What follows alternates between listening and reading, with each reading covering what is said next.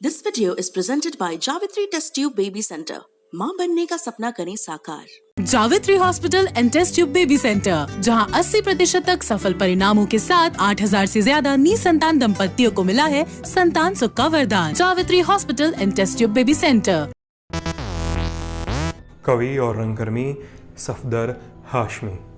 1989 में सफदर हाशमी की हत्या कर दी गई थी। एक कविता लिखी है उन्होंने।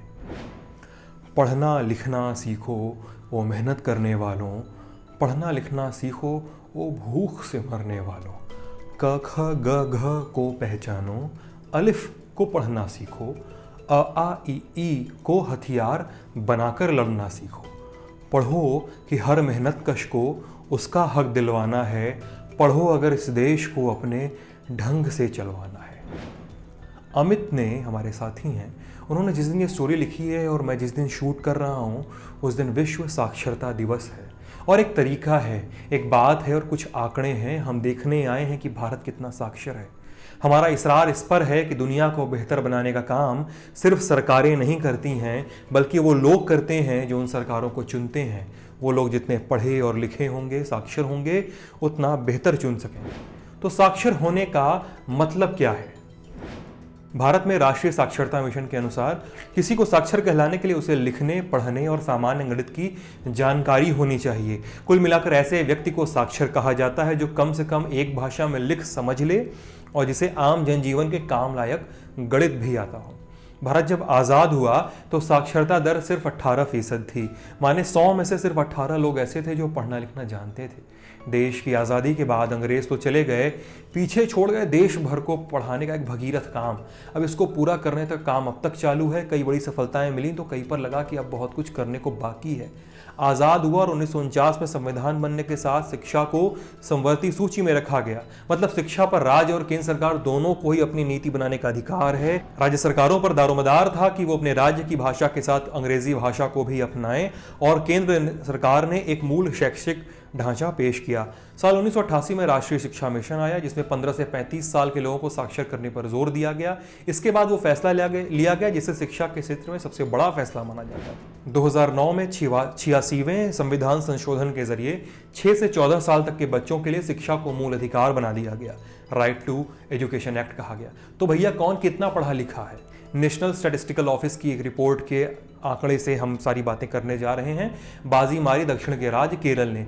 शुरुआत से ही इस राज्य ने साक्षरता को लेकर देश भर में एक लंबी लकीर खींची। बात चाहे पुरुषों की साक्षरता की हो या महिलाओं की, सब में केरल नंबर 1 पे रहा। एनएसओ के सर्वे के अनुसार केरल में इस साल साक्षरता दर 96.2 दर्ज की गई। 66.4% साक्षरता दर के साथ आंध्र प्रदेश सबसे पिछड़ी रहा। और राज्यों की रैंक बनाते हैं।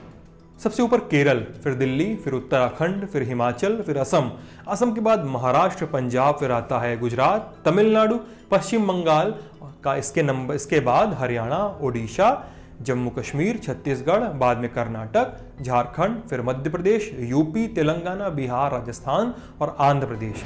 और भी बातें हैं। अगस्त में एनएसओ की एक रिपोर्ट के मुताबिक मुसलमानों में साक्षरता का स्तर देश में दलितों और पिछड़ों से भी गया बीता है। मुस्लिम महिलाओं में साक्षरता का स्तर तो किसी भी दूसरे धर्म की महिलाओं से भी कम है।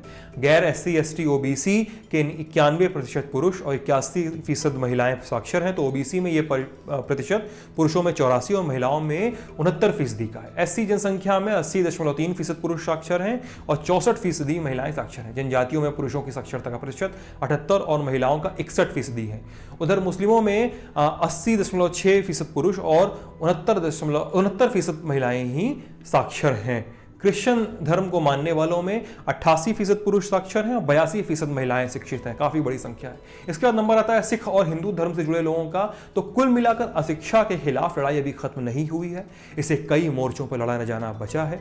लड़ाई का लड़ने से पहले समझना होगा कि इसको जीतने का हथियार है वो किताबें जो अक्सर अलमारी से झांकती रहती हैं। बात खत्म करने से पहले फिर एक बार एक कविता जिसमें वही किताबें बातें कर रही हैं। कवि वही है सफदर हाशमी। किताबें करती हैं बातें बीते ज़माने की, दुनिया की, इंसानों की, आज की, कल की, एक एक पल की।